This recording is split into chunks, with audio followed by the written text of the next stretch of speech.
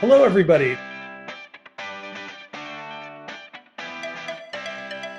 This is David Montesano, founder of College Match.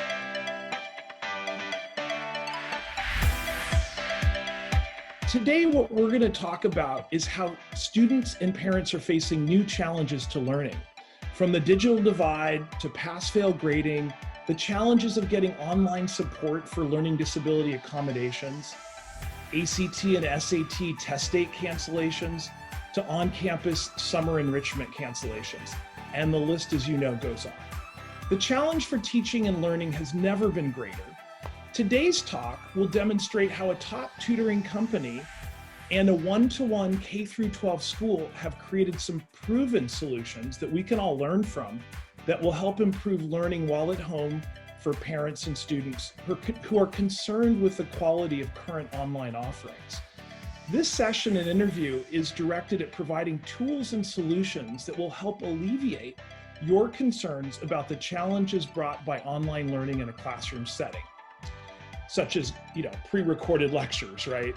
The greatly diminished learning disability support, fewer testing opportunities, and a lack of accommodation as a result of this new reality brought by COVID-19.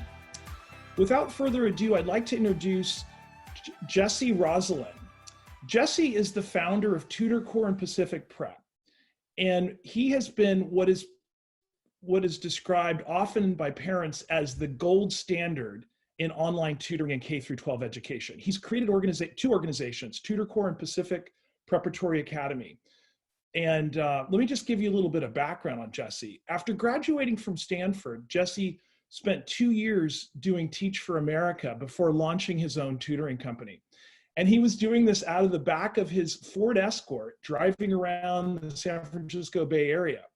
Since then, it's been about 18 years. He's grown his business into 196 teachers who have served thousands of families around the world through the two organizations, TutorCore, which offers tutoring online and in person, and Pacific Preparatory Academy. So after looking at all this stuff, I've observed, and I'm very interested in sharing this with you, that despite the size and growth, everything is personalized and customized to each student's exact needs at TutorCore and at Pacific Preparatory Academy. In fact, one parent recently commented that she was so impressed with how quickly Jesse learned about her daughter's needs and coordinated with the Unified School District to make sure that her kids' high school courses would count toward graduation requirements. So Jesse, your tutoring organization and prep school's caring and professionalism was marked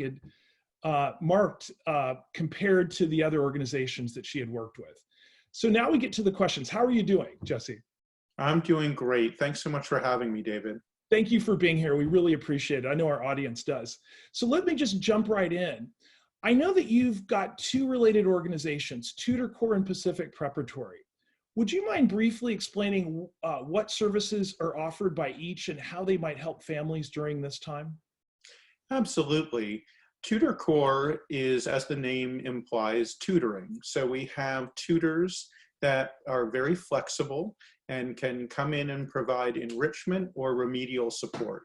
So whatever your child is working on, they can jump right in at whatever schedule works for your family, and they can provide that support, whatever subject it is, whether it's AP Bio or beginning language arts work. They come in and then can provide that support to make sure that your child is learning the topics that they need to be learning. Now, Pacific Preparatory School is, as the name suggests, a school. It's a full K-12 school, and it's completely customized for each child. So we create the curriculum, and we have a full course. So that's the main difference. With TutorCore, we're working usually with the material that your child's already working with in their school. And with Pacific Preparatory, we're actually creating that curriculum and creating that course for your child. So if you wanted to enroll in Pacific Preparatory School, you could enroll in one course, or you could enroll in all courses, and you would receive a transcript where you could actually graduate from our school and be fully enrolled. And that's a good viable option for people who want to do that if they're not feeling like they're getting the support that they need from their current school. Great. What are your recommendations for parents who feel like their kids might be getting behind academically during this period of remote learning? And should they be concerned? Yeah, as a parent myself, I have three children, and I have one child in kindergarten and one child in second grade, and the others in preschool.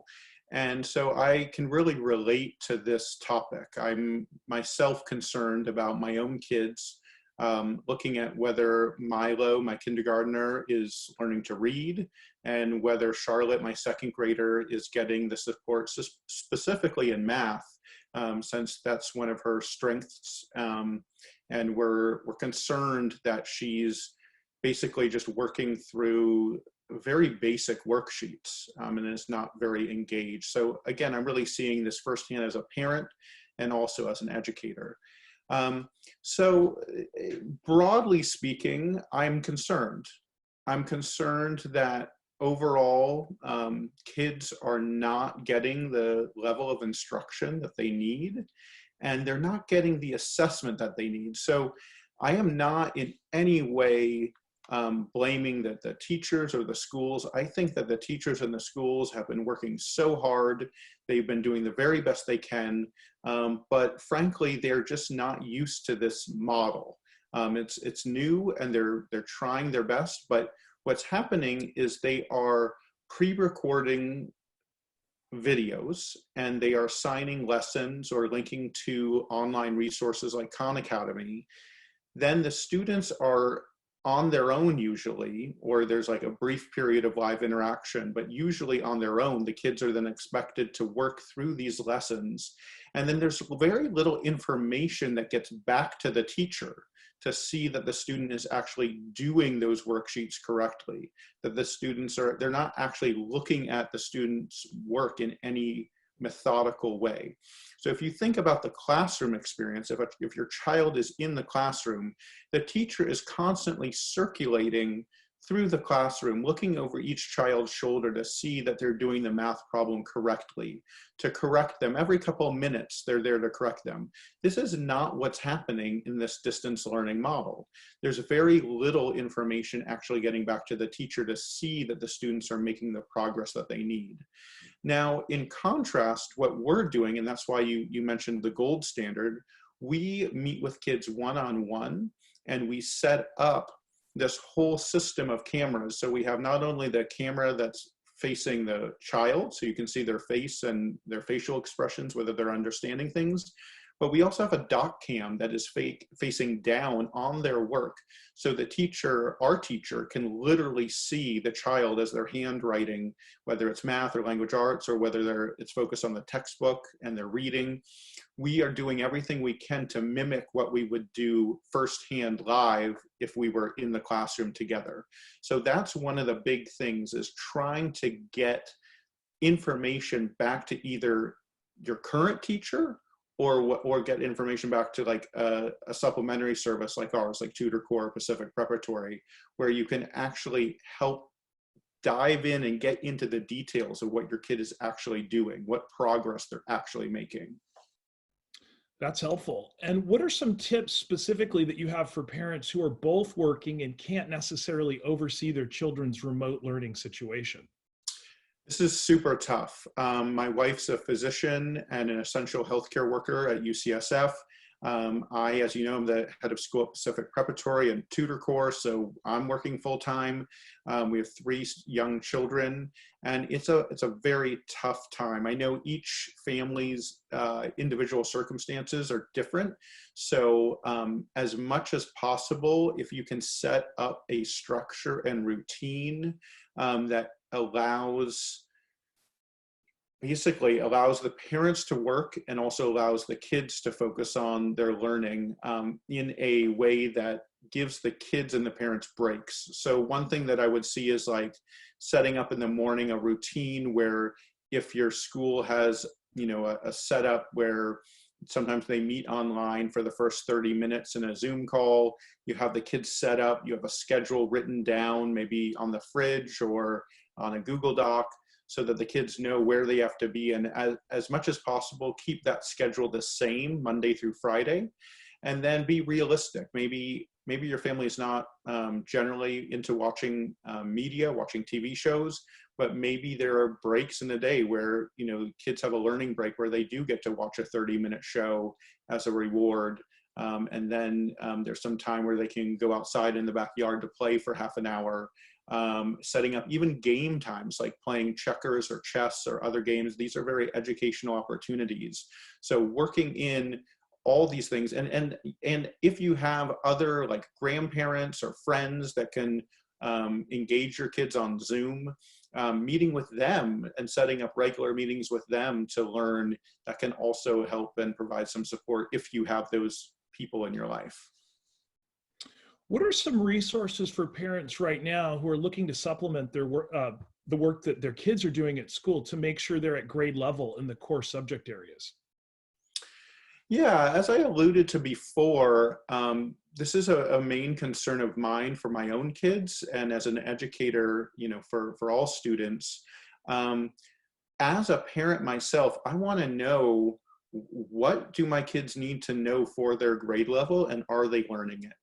And the best way to do that is to engage with a professional educator like me or my team, so that we can run an assessment and see if the child actually knows the material. If you want to do this on your own, what I would suggest is just going to get a grade level assessment. So like if we say take second grade math, we would go to a site like edhelper.com or another assessment site, and you could just download the second grade math comprehensive assessment, and then your child could take that test and see what material they do or do not know and whether they're covering it. So it's getting into the details to really look at what the concepts are and making sure that we're double checking it. And I know some parents can do that on their own. And if it feels overwhelming, then just you can reach out to another service like ours or any other that could provide that kind of assessment. And it usually would take like 1 hour to administer and 1 hour to grade. So we're not talking about a long, lengthy process here. Can you tell me about students that you're working with right now and how your instructors are helping them during this time? Yeah, we're working with kids from K through 12th grade. So for example, if we take Lucy's one of our current students, and she's being helped with AP biology. Her school basically is not providing the support that she feels she needs to be prepared for the AP test. She's still going to need to be responsible for all the content. So through Pacific Preparatory, we're actually making sure that she covers all the content necessary for AP biology. And we're meeting with her online 3 times a week, Monday, Wednesday, Friday. We have that doc cam that she uses so we can see exactly what she's working on live and be providing that instant feedback to her. That makes sense. What about in this whole era of pre-recording videos that the schools are doing and sending links to lessons and worksheets? How can parents help their students learn in this model? Yeah, it's tough. I mean, I think it's definitely it's better than nothing. We know the teachers are doing their best and they're pushing that material out. But as I said, the key is really advocating for your child, making sure that they connect back with the teacher, even like taking your phone and taking pictures of their assignments and sending those back to the teacher and asking for feedback. So really advocating as much as possible to get feedback on how your child is actually doing on that work, as opposed to simply checking it off as completed. So if the teacher just sends the lesson, the child does it, it's completed, it's done. But what we really want to know is at the granular level, are they making any mistakes? Like, did they forget to carry the 1 in the math problem? Did they forget the I before E rule in their spelling? Like, that's what we really want to know so that they can learn, not just checking it off the list. And how many hours a day would you recommend students spend receiving instruction? How does online learning specifically affect students with learning differences? And then can we leverage technology to improve learning outcomes? Good questions. I think so much depends on each child's attention span. So if you take a neurotypical student, a student who doesn't have ADHD, we generally say that the elementary students can focus for 1 to 2 hours a day on online doing lessons. Middle school students 2 to 3 hours a day, and high school students 3 to 4 hours a day.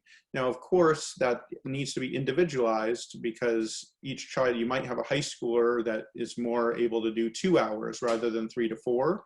So those are just general guidelines. In terms of learning differences, what I would say is, like, if we take, for example, that student that has ADHD, we would want to see how long they can focus before becoming distracted and needing a break. One thing that I would say is break things into smaller chunks. In that schedule that you're creating, instead of saying you're going to do a Zoom session for 2 hours, that sounds super painful and unrealistic. Instead, they could do a Zoom session for half an hour, then take a 20-minute break to do something else, maybe some physical activity, then come back in and do another half-hour Zoom session.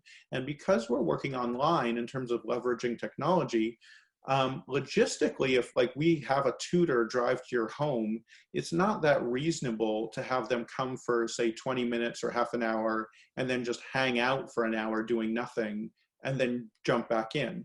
But because we're online working with multiple students, we could actually come in, meet for half an hour, have a 2-hour break, and meet for half an hour again.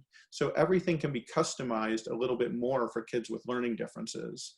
I think it also helps, again, to just be realistic and to make sure that the kids are getting enough, whether if they're fidgeting, maybe they have something like a manipulative that they're playing with, squishy balls, things like that, little fidget spinners, or they're actually, like, sometimes we take just 3 to 4 minute breaks. Like, we work for 15 minutes, then we get up, we actually take a stretch break for 3 to 4 minutes, and then we get back into it.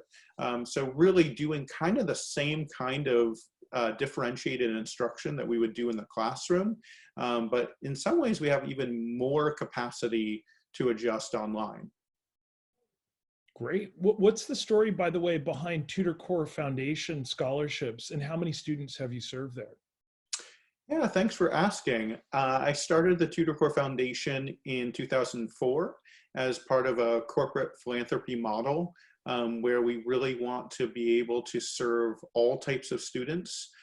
So the Tutor Core Foundation focuses on under-resourced kids, and we provide one-to-one tutoring, just like our regular tutoring. It's just one-to-one. They meet every week consistently with the same tutor, so that tutor gets to know them, build rapport, be a mentor as well as a tutor. We've served about 78 students over the last years since 2004, and we're looking to grow. It's relatively small, but each year our goal is to serve 10 students, and we would rather serve a smaller number of students and meet every week consistently for the entire school year than serve a larger number of students with less frequency. I have another question. That's very helpful to know. I have another question. How would you specifically recommend supporting a student with executive functioning challenges?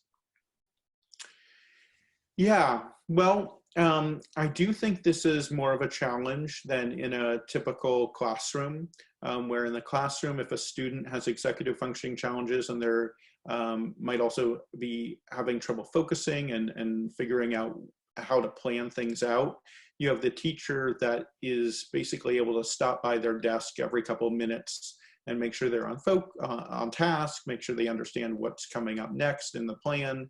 And so it is a challenge because the teachers are not there to check in on the student. I do think that's where getting support from an outside source, whether it's like, if one parent is not working, they could provide that support, or a grandparent or a tutor who can come in and really help on a daily basis to do that. The one advantage of working online is we do have more digital tools.